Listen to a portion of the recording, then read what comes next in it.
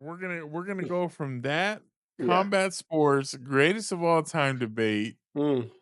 into a fight that's happening this weekend between Jake Paul and Julio Cesar Chavez Jr. Junior, Junior. This is not a joke. Mm-mm, not I a joke. wish it was, but this is not a joke. This is a real fight, guys.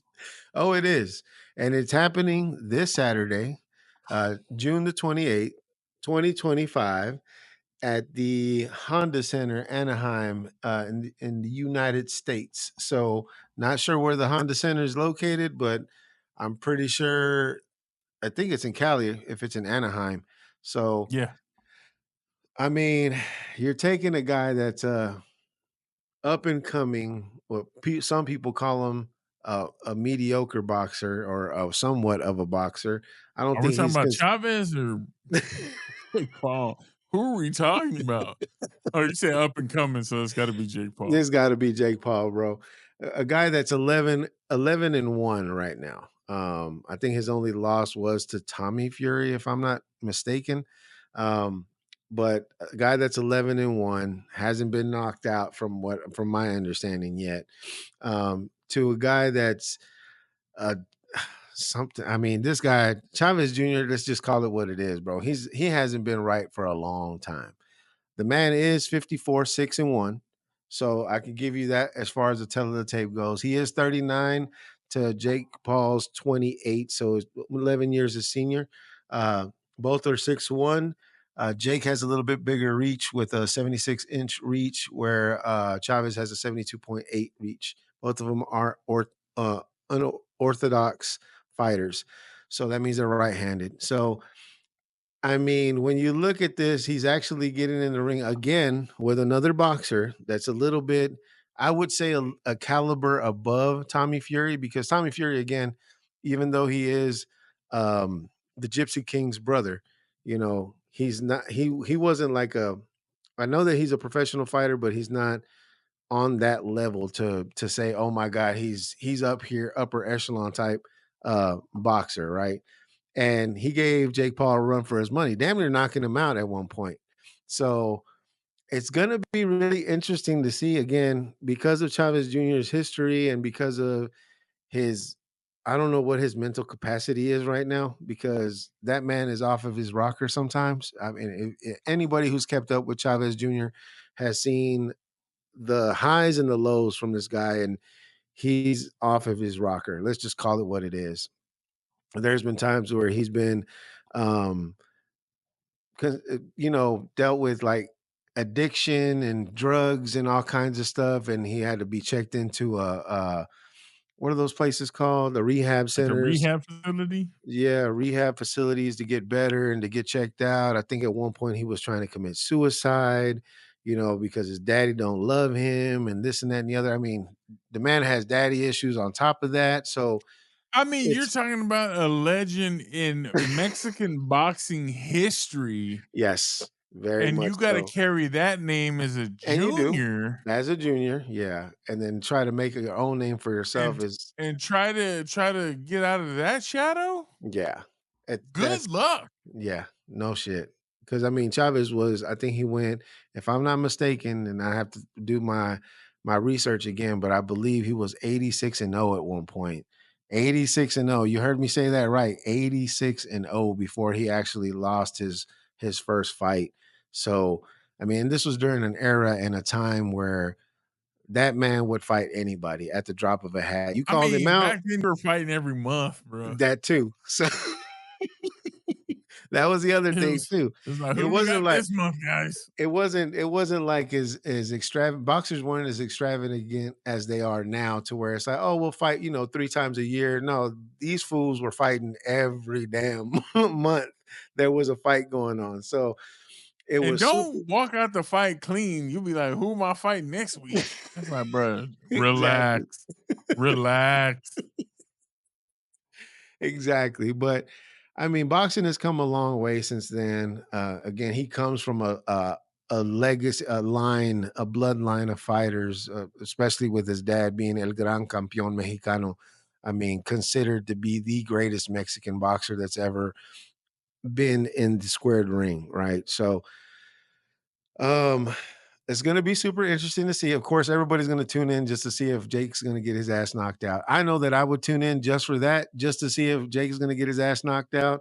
I'm pretty sure that there's gonna be some sort of clause in the actual contract that says you're not allowed to knock him out. Just Bro, just keep that's that in not mind. real. That's Okay. not real, dog. Well, Calm we'll see. down. We'll see about that tomorrow. I mean, I because can't even tell you the last time Chavez knocked somebody out, dog. exactly. Like And the man has 34 knockouts in his career, Chavez 34. is he's not serious. Well, he hasn't He's been not. serious. He hasn't been serious Uh, in a long time, yeah. like you'll see him. We're big dudes, bro. But Yeah. so take this with a grain of salt when I tell you. But like Chavez goes into his fights fat, and out of shape. Mhm. Like he's not dialed in. No, He's he's not. he's not committed to the craft. I saw some of his videos before coming into this fight. Yeah. Like as he looks like he's in better shape, Yep. but I also think I saw the interaction and the banter between him and Jake. You know, Yeah. And he he's put a not sign all like he yeah. put a sign like on a paper that was like, "I'm gonna get knocked out," and Mhm.